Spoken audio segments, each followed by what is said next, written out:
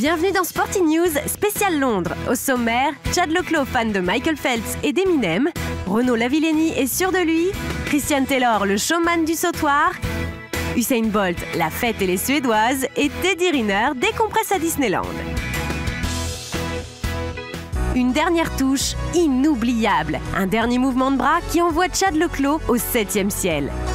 À 20 ans, le nageur sud-africain a décroché l'or olympique sur 200 mètres papillon. Juste devant la légende de la natation, Michael Phelps. La cerise sur le gâteau, c'est d'avoir battu mon héros Michael Phelps. C'est définitivement la chose la plus géniale que j'ai jamais vécue. Comme souvent, l'élève a dépassé le maître. Mais là, Chad est allé jusqu'à changer de discipline pour faire comme son idole. J'étais un nageur de brasse il y a 4 ans. Je ne savais même pas nager le papillon. Après qu'il ait gagné 8 médailles d'or, je voulais nager autant de nage que lui. Pas rancunier Phelps, il a même prévu d'aller lui rendre visite en Afrique du Sud en fin d'année. D'icône à ami, il n'y a qu'un pas que l'or olympique permet de franchir. Chad le Clos en profitera peut-être pour lui faire écouter sa playlist olympique, qu'un ami DJ lui a spécialement concocté pour les JO. En exclu, voici des indices sur le Chad le Clos Olympic Mix. Avant de nager, j'aime bien Eminem ou des trucs qui me donnent la pêche. Pour découvrir la playlist complète, soyez patient. Le nageur va la publier très bientôt sur son compte Twitter. Restez connectés. Ils rêvent tous d'une médaille, mais surtout d'une en or. Renaud Lavillenie fait partie des favoris pour en décrocher une. Le perchiste français est au-dessus du lot cette saison. Seul inconnu pour Renaud, il va découvrir les JO. Pour l'un de ses entraîneurs, il faut commencer par démystifier cette compétition qui n'arrive finalement que tous les 4 ans. Les Jeux Olympiques, en fait, c'est des championnats du monde, c'est les mêmes concurrents, c'est les mêmes règles. Ce qui change, c'est tout l'environnement, c'est le village, c'est d'être avec d'autres athlètes. Après, en termes sportifs, en termes de performance, c'est exactement la même chose. Et il semblerait que Renaud l'ait bien compris. À quelques jours de la compétition, il a l'air serein. Mais le sportif est pressé de rentrer dans le stade sans perdre de vue son objectif, quitte à paraître un peu sûr de lui. Au niveau de cette année, c'est sûr qu'il y a une chance de médaille. Je suis pas là pour me promener, pour me balader. Au moins, les choses sont dites. Il ne reste plus au sportif qu'à faire ses preuves. À toi de jouer, Renaud.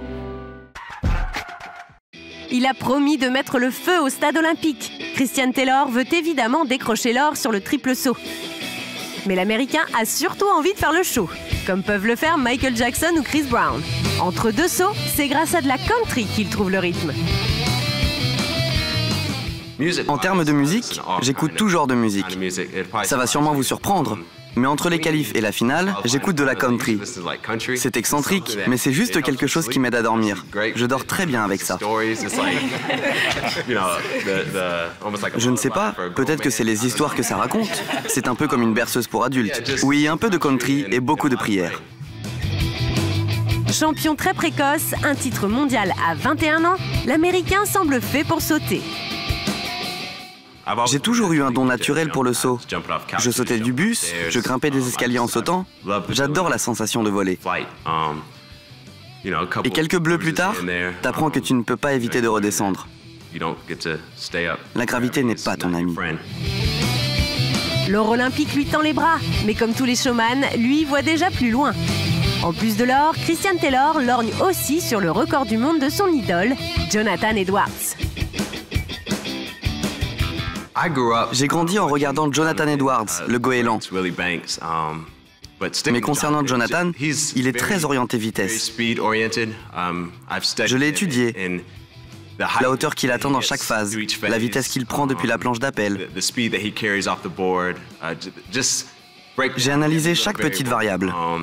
C'est ce que je cherche à faire, l'égaler et bien sûr surpasser cette marque. Et maintenant, la Minute des fans avec Michael, grand amateur de cyclisme. Bonjour, mon nom est Michael. Mon athlète favori s'appelle Bradley Wiggins, le cycliste. Un athlète extraordinaire sur le Tour de France et quelques jours plus tard, il décroche une médaille d'or olympique. Usain Bolt, roi de la piste de danse. Le Jamaïcain est réputé pour être l'homme le plus rapide de la planète, mais aussi un fêtard invétéré. Le double champion olympique du 100 mètres a fêté comme il se doit sa nouvelle médaille d'or. On n'a pas eu de détails sur la soirée de Bolt, mais sympa, il a tenu à en donner un petit aperçu en postant cette photo sur son compte Twitter. Entouré de 3 charmantes demoiselles dans sa chambre d'hôtel du village olympique, le roi du sprint a posté une photo assez explicite vers 4 h du matin. Agaza Wissey, a-t-il commenté. La traduction reste une énigme, mais une chose est sûre, Usain n'a pas dû s'ennuyer. Espérons qu'il ait quand même gardé un peu de force pour le 200 mètres. Teddy Riner face à Monsieur l'Indestructible. Tout juste rentré de Londres où il a été sacré champion olympique, le judoka s'est accordé un moment de détente en famille dans le parc d'attractions Disneyland Paris.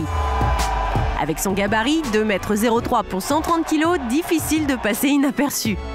Surtout que la star française des JO a débarqué avec la centaine de proches qu'il a soutenus pendant les Jeux. Invité à défier Monsieur Indestructible devant les objectifs, Riner a été plus clément qu'avec ses adversaires du tournoi olympique. Dans le monde de Mickey, il n'y a pas de vainqueur. Les deux ont fini ex aequo.